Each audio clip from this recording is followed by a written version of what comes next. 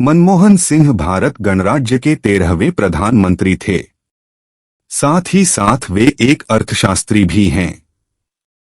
लोकसभा चुनाव 2009 में मिली जीत के बाद वे जवाहरलाल नेहरू के बाद भारत के पहले ऐसे प्रधानमंत्री बने जिनको 5 वर्षों का कार्यकाल सफलतापूर्वक पूरा करने के बाद लगातार दूसरी बार प्रधानमंत्री बनने का अवसर मिला था। इन्हें 21 जून 1991 से 16 मई 1996 तक पीवी नरसिंह राव के प्रधानमंत्रित्व काल में वित्त मंत्री के रूप में किए गए आर्थिक सुधारों के लिए भी श्रेय दिया जाता है।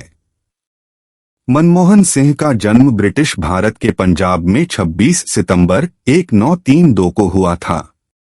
उनकी माता का नाम अमृत कौर और पिता का नाम गुरुमुख सिंह था। देश के विभाजन के बाद सिंह का परिवार भारत चला आया। यहाँ पंजाब विश्वविद्यालय से उन्होंने स्नातक तथा स्नातकोत्तर स्तर की पढ़ाई पूरी की। बाद में वे कैम्ब्रिज विश्वविद्यालय गए, जहां से उन्होंने पीएचडी की। तत्पश्चात उन्होंने ऑक्सफोर्ड विश्वविद्यालय से डी.फिल भी किया। उनकी पुस्तक India's export trends and prospects for self sustained growth Bharat की अंतर्मुखी व्यापार नीति की पहली और सटीक आलोचना मानी जाती है। डॉ सिंह ने अर्थशास्त्र के अध्यापक के तौर पर काफी ख्याति अर्जित की। वे पंजाब विश्वविद्यालय और बाद में प्रतिष्ठित दिल्ली स्कूल ऑफ इकोनॉमिक्स में प्राध्यापक रहे। इसी बीच वे संयुक्त राष्ट्र व्यापार और विकास सम्मेलन सचिवालय में सलाहकार भी रहे और 1987 तथा 1990 में जेनेवा में साउथ कमीशन में सचिव भी रहे। 1971 में डॉ सिंह भारत के वाणिज्य एवं उद्योग मंत्रालय में आर्थिक सलाहकार के तौर पर नियुक्त किए गए। इसके तुरंत बाद 1972 में उन्हें वित्त मंत्रालय में मुख्य आर्थिक सलाहकार बनाया गया। इसके बाद के वर्षों में वे योजना आयोग के उपाध्यक्ष, रिजर्व बैंक के गवर्नर, प्रधानमंत्री के आर्थिक सलाहकार और विश्वविद्यालय अनुदान आयोग के अध्यक्ष भी रहे हैं। भारत के आर्थिक इतिहास में हाल के वर्षों में सबसे महत्वपूर्ण मोड़ तब आया जब डॉ सिंह 1991 से 1996 तक भारत के वित्त मंत्री रहे। उन्हें भारत के आर्थिक सुधारों का प्रणेता माना गया है। आम जनमानस में ये साल निश्चित रूप से डॉ सिंह के व्यक्तित्व के इर्द गिर्द घूमता रहा है। डॉ सिंह के परिवार में उनकी पत्नी श्रीमती गुरशरण कौर और 3 बेटियां हैं। 1985 में राजीव गांधी के शासनकाल में मनमोहन सिंह को भारतीय योजना आयोग का उपाध्यक्ष नियुक्त किया गया। इस पद पर उन्होंने निरंतर 5 वर्षों तक कार्य किया, जबकि 1990 में यह प्रधानमंत्री के आर्थिक सलाहकार बनाए गए। जब पीवी नरसिंह राव प्रधानमंत्री बने तो उन्होंने मनमोहन सिंह को 1991 में अपने मंत्रिमंडल में सम्मिलित करते हुए वित्त मंत्रालय का स्वतंत्र प्रभार सौंप दिया। इस समय डॉ मनमोहन सिंह न तो लोकसभा और न ही राज्यसभा के सदस्य थे, लेकिन संवैधानिक व्यवस्था के अनुसार सरकार के मंत्री को संसद का सदस्य होना आवश्यक होता है। इसलिए उन्हें 1991 में असम से राज्यसभा के लिए चुना गया। मनमोहन सिंह ने आर्थिक उदारीकरण को उपचार के रूप में प्रस्तुत किया और भारतीय अर्थव्यवस्था को विश्व बाजार के साथ जोड़ दिया। डॉ मनमोहन सिंह ने आयात और निर्यात को भी सरल बनाया। लाइसेंस एवं परमिट गुजरे जमाने की चीज हो गई। निजी पूंजी को उत्साहित करके रुग्ण एवं घाटे में चलने वाले सार्वजनिक उपक्रमों हेतु अलग से नीतियां विकसित की। नई अर्थव्यवस्था जब घुटनों पर चल रही थी तब पीवी नरसिम्हा राव को कटु आलोचना का शिकार होना पड़ा। विपक्ष उन्हें नए आर्थिक प्रयोग से सावधान कर रहा था, लेकिन श्री राव ने मनमोहन सिंह पर पूरा यकीन रखा। मात्र 2 वर्ष बाद ही आलोचकों के मुंह बंद हो गए और उनकी आंखें फैल गईं। उदारीकरण के बेहतरीन परिणाम भारतीय अर्थव्यवस्था में नजर आने लगे थे और इस प्रकार एक गैर राजनीतिज्ञ व्यक्ति जो अर्थशास्त्र का प्रोफेसर था का भारतीय राजनीति में प्रवेश हुआ ताकि देश की बिगड़ी अर्थव्यवस्था को पटरी पर लाया जा सके। सिंह पहले पंजाब यूनिवर्सिटी और बाद में दिल्ली स्कूल ऑफ इकोनॉमिक्स में प्रोफेसर के पद पर थे। 1971 में मनमोहन सिंह भारत सरकार की कॉमर्स मिनिस्ट्री में आर्थिक सलाहकार के तौर पर शामिल हुए थे। 1972 में मनमोहन सिंह वित्त मंत्रालय में चीफ इकोनॉमिक एडवाइजर बन गए। अन्य जिन पदों पर वह रहे वे हैं वित्त मंत्रालय में सचिव, योजना आयोग के उपाध्यक्ष, भारतीय रिजर्व बैंक के गवर्नर, प्रधानमंत्री के सलाहकार और विश्वविद्यालय अनुदान आयोग के अध्यक्ष। मनमोहन सिंह 1991 से राज्यसभा के सदस्य हैं। 1998 से 2004 में वह राज्यसभा में विपक्ष के नेता थे।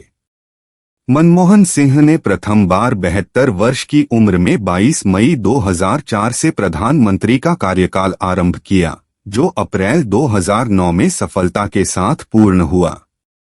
इसके पश्चात लोकसभा के चुनाव हुए और भारतीय राष्ट्रीय कांग्रेस की अगुवाई वाला संयुक्त प्रगतिशील गठबंधन पुनः विजयी हुआ और सिंह दोबारा प्रधानमंत्री पद पर आसीन हुए। प्रधानमंत्री मनमोहन सिंह की 2 बार बाईपास सर्जरी हुई है।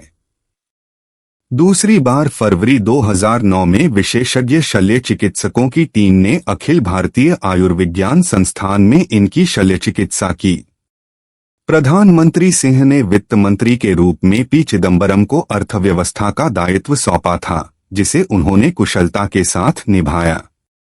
लेकिन 2009 की विश्वव्यापी आर्थिक मंदी का प्रभाव भारत में भी देखने को मिला, परंतु भारत की बैंकिंग व्यवस्था का आधार मजबूत होने के कारण उसे उतना नुकसान नहीं उठाना पड़ा जितना अमेरिका और अन्य देशों को उठाना पड़ा है।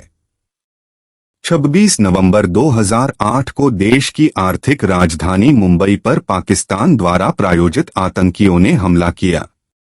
उद्धरण चाहिए दिल दहला देने वाले उस हमले ने देश को हिलाकर रख दिया था।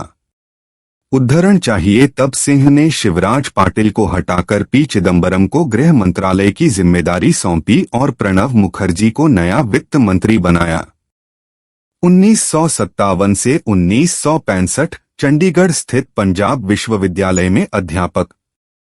1969 से 1971 दिल्ली स्कूल ऑफ इकोनॉमिक्स में अंतर्राष्ट्रीय व्यापार के प्रोफेसर। 1976 दिल्ली के जवाहरलाल नेहरू विश्वविद्यालय में मानद प्रोफेसर। 1982 से 1985 भारतीय रिजर्व बैंक के गवर्नर। 1985 से 1987 योजना आयोग के उपाध्यक्ष। 1990 से 1991 भारतीय प्रधानमंत्री के आर्थिक सलाहकार। 1991 नरसिंह राव के नेतृत्व वाली कांग्रेस सरकार में वित्त मंत्री। 1991 असम से राज्यसभा के सदस्य। 1995 दूसरी बार राज्यसभा सदस्य। 1996 दिल्ली स्कूल ऑफ इकोनॉमिक्स में मानद प्रोफेसर। 1999 दक्षिण दिल्ली से लोकसभा का चुनाव लड़ा लेकिन हार गए। 2001 तीसरी बार राज्यसभा सदस्य और सदन में विपक्ष के नेता। 2004 भारत के प्रधानमंत्री। इसके अतिरिक्त उन्होंने अंतर्राष्ट्रीय मुद्रा कोष और एशियाई विकास बैंक के लिए भी काफी महत्वपूर्ण काम किया है। सन 1987 में उपरोक्त पद्म विभूषण के अतिरिक्त भारत के सार्वजनिक जीवन में डॉ सिंह को अनेकों पुरस्कार व सम्मान मिल चुके हैं, जिनमें प्रमुख हैं 2002 सर्वश्रेष्ठ सांसद, 1995 में इंडियन साइंस कांग्रेस का जवाहरलाल नेहरू पुरस्कार, 1993 और 1994 का Asia money award for finance minister of the year, 1994 का euro money award for the finance minister of the year, 1956 में कैम्ब्रिज विश्वविद्यालय का एडम स्मिथ पुरस्कार। डॉ सिंह ने कई राष्ट्रीय व अंतर्राष्ट्रीय संगठनों में भारत का प्रतिनिधित्व किया है। अपने राजनैतिक जीवन में वे 1991 से राज्यसभा के सांसद तो रहे ही 1998 तथा 2004 की संसद में विपक्ष के नेता भी रह चुके हैं।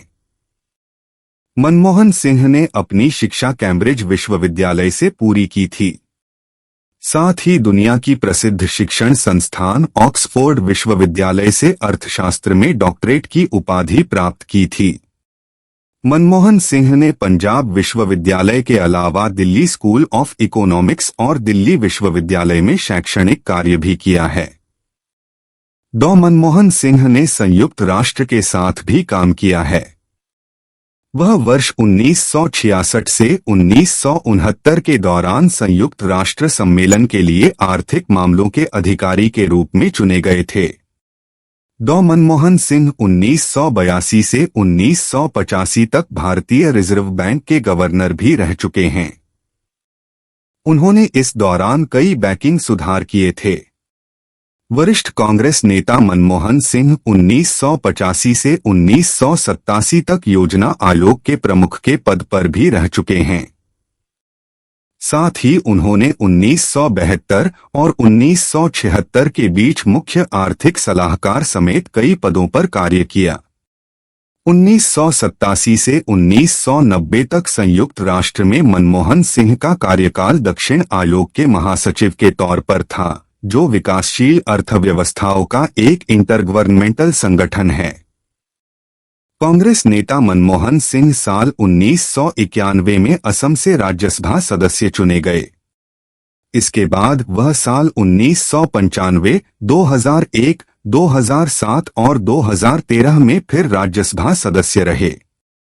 1998 से 2004 तक जब भाजपा सत्ता में थी, तब वही राज्यसभा में विपक्ष के नेता थे। 1999 में उन्होंने दक्षिणी दिल्ली से चुनाव लड़ा लेकिन जीत नहीं पाए।